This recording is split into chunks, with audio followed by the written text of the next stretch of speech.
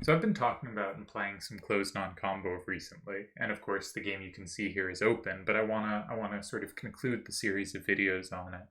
I have won both of the games I've had with first turn and gone a slight plus on second turn, and think it's a rule set I'm pretty good at and have some, space to speak about. But I wanted to conclude by saying, looking at those games, I think you can see pretty clearly when second turn forced first turn to take three tens, in the only game that happened, they won. When they forced first turn to take two tens, they either tied or occasionally won, more tied. Small sample, some of those games will be lost, but in the sample we had, it was at least a tie. And I would generally say if second turn can force first turn to take two tens, while playing formationally correctly otherwise and not having absolute garbage cards at the end, right? If you have to have twos facing out besides the tens, you're not actually doing that well. But when playing reasonably from a strategic perspective and forcing at least two tens, I think second turn can say they did their job. If they lose, it happens. But if you did that, if they had to take two tens to beat you, then you did a good job on second turn, and you're going to win at least as many as you lose, I think. One note on that is the tens basically have to be tens you've placed, not they've placed. If we look at this example here, right, if they start with squall and 9 and you're like, haha, I took you, and they take back, that does not count as having taken, forced them to take a first 10, because they're very unlikely to have made that move if they don't have the recapture. This is not an immediately testing play. So with 110, forcing first turn to take 110, second turn achieved a few ties and some losses, and when forcing them to take 0-10s, second turn only lost. Now, that won't, track as we'll lose every time. If you constantly force them to take 9s, that might be enough. Or if you're facing an opponent that makes a lot of strategic, positional, structural mistakes, then you won't have to do as much. But against good players, I think this is a good estimate of when second turn is done well.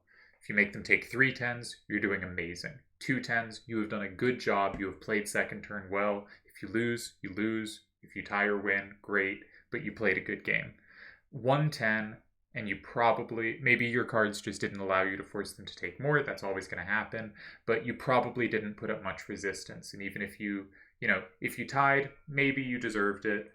If you won, that's very lucky. But in general, if you only force them to take 110 or whatever the max number is, it probably won't hold over exactly to other levels, because some levels it's easier to take the max number than on others. But if you only force them to take 1, you probably put up, somewhat below par resistance. Well, if you force them to take 2, you put up above par resistance. And 0 is a poor job. And obviously sometimes you have no 10s in your hand. What can you do? Those games are miserable. And you try to induce positional mistakes, which you do with 10s as well.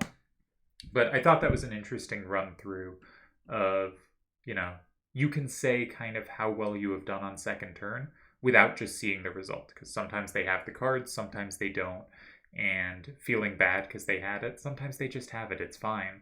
And, sometimes you get really lucky and play terribly and win, or sometimes you play really well and lose. But I think as a decent estimate, 2 or more, you're doing really well. 1 or less, especially 0, you're doing badly. 1, it didn't come together this game for you. Any single game doesn't make you, a good or bad player, but I thought this was a good estimate. And then the other thing I wanted to talk about in this video was a sort of a strange strategy. A Turds mentioned it to me. I think Mafi Josie is the master of doing this, but a sort of curious strategy to try to force them to take 10s. Because on second turn, if they can take it every point they want to, and they play structurally correctly, first turn will win. So that's why the 10 strategy is so important, or the max number strategy, is because we have to at some point force them to take something they can't take, or we have to rely on them making a structural error. So one thing I think second turn should do is try to play to the structures where people are least likely to know what the correct structural moves are. And that's why I have advocated certain plays from 3-corner positions in the prior videos, and you can go back and look at those and see, and from the knight position, which moves I played, because it forces limited response and they could easily go wrong. And it also forces them to have to deal with my 10s immediately if they want to keep their positional advantage. So there are two fronts. There's putting out numbers that are hard for them to take, and there's trying to trick them into the wrong structure. But because it is a forced loss if they have all captures, you have some freedom to kind of do whatever you want on your first turn. No matter what you do, if they play positionally correctly and capture at every point, they're going to win 6-4.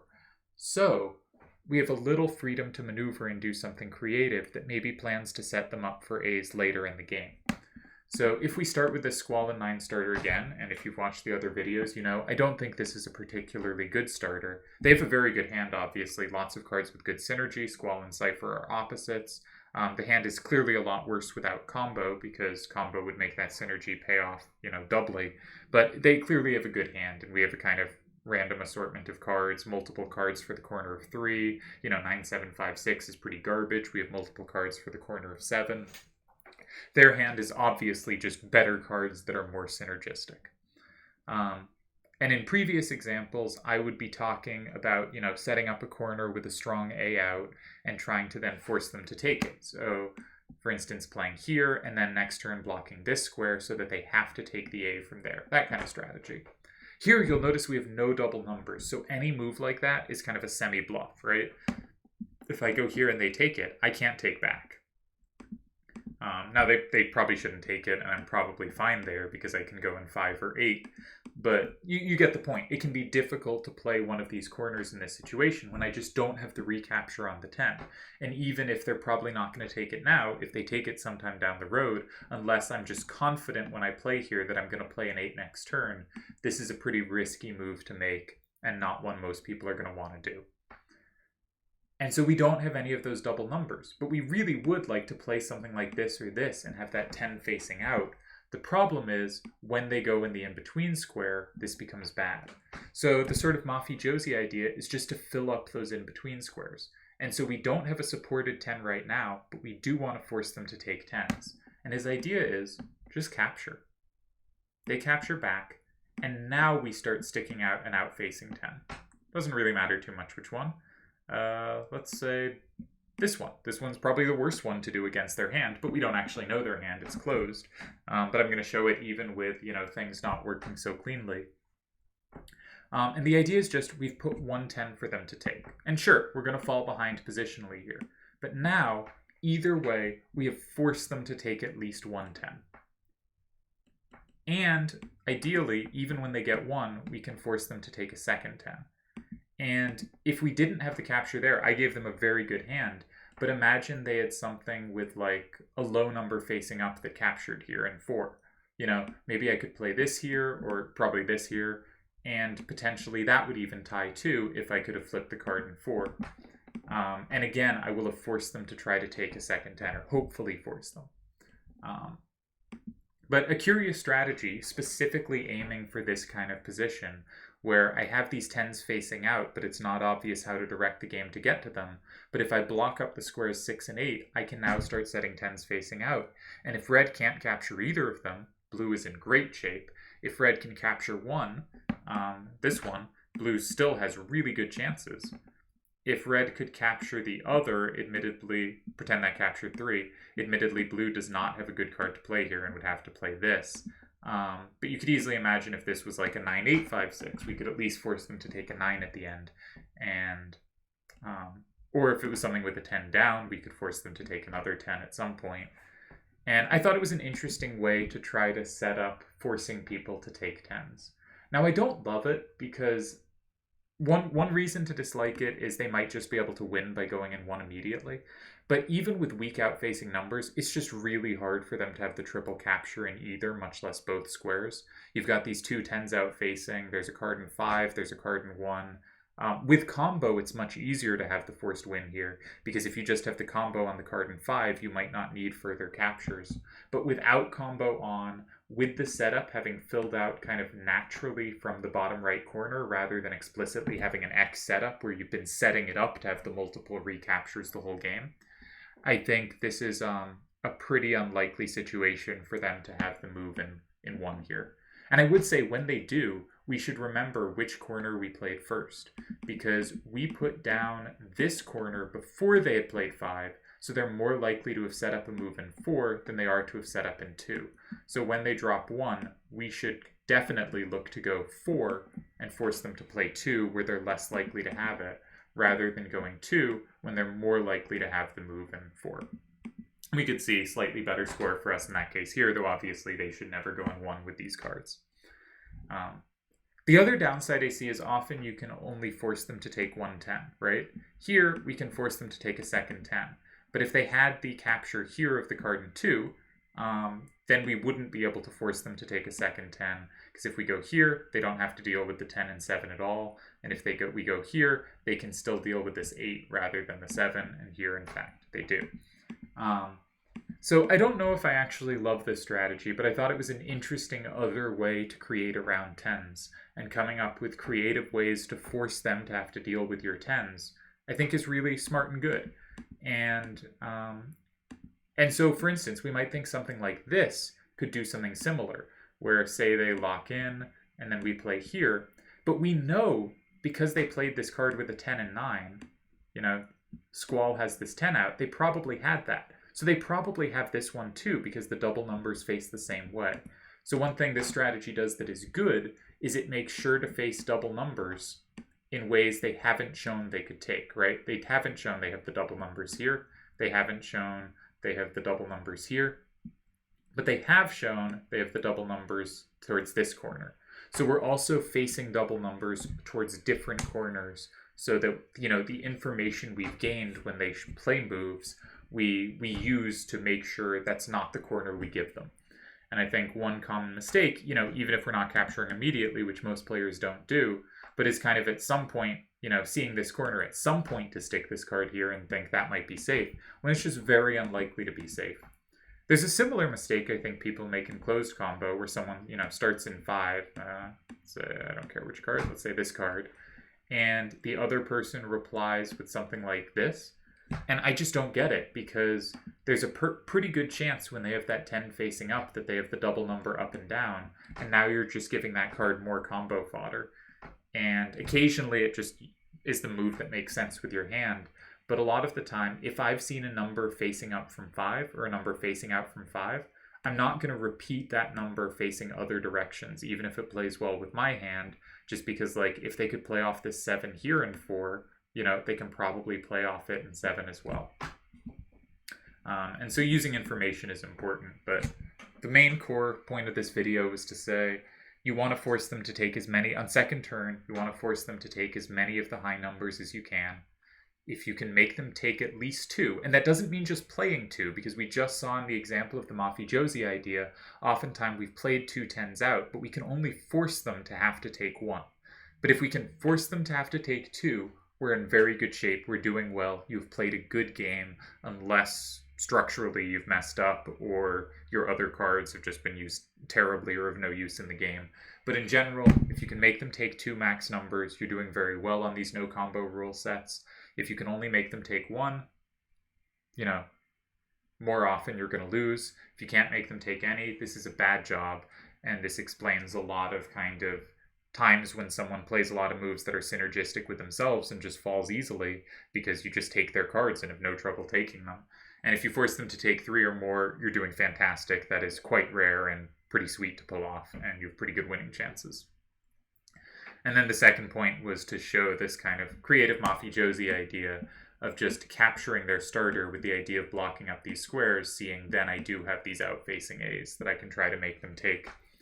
And it's still not an idea I think should be used that often, because I don't think it forces them to take quite enough A's to be as good as other strategies. And it also is very unlikely to induce a formational mistake, right? Very few players here will go, aha, I'm going to go in 7 and make that blunder. They're just going to lock in their own card in 6. If you do see players making this mistake, then definitely start taking their starters, because now we can set up an L wherever and we have an advantage. But it's pretty easy for them to know the correct move here. Here, either the capture in 4, if they have it, they don't here, or the capture in 5 is correct. They'll usually have the capture in 5 if we're just taking with weak numbers out. So again, they're going to make a positionally correct move. And here, if they have a capture, it's going to be easy for them to make a positionally correct move again. So I think this line of play doesn't really induce structural errors. But if you're playing someone like Turds, and this is someone Mafi Josie has done it effectively against, it's how Turds is familiar with the strategy. Turds isn't really making structural mistakes anyway, so it's fine to not play moves that would induce them against other weaker players because it's not going to induce them against him. And so the question is, how can you challenge him with 10s the most times? And sometimes this will be the way to do it. So it's an interesting strategy. And I thought could conclude my talk about closed non-combo.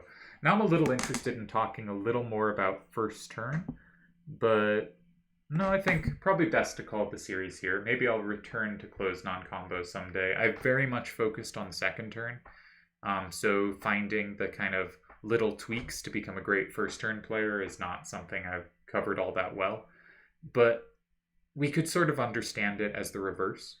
Second turn is trying to make it difficult for us to take things. That's why I've advocated a weak corner strategy.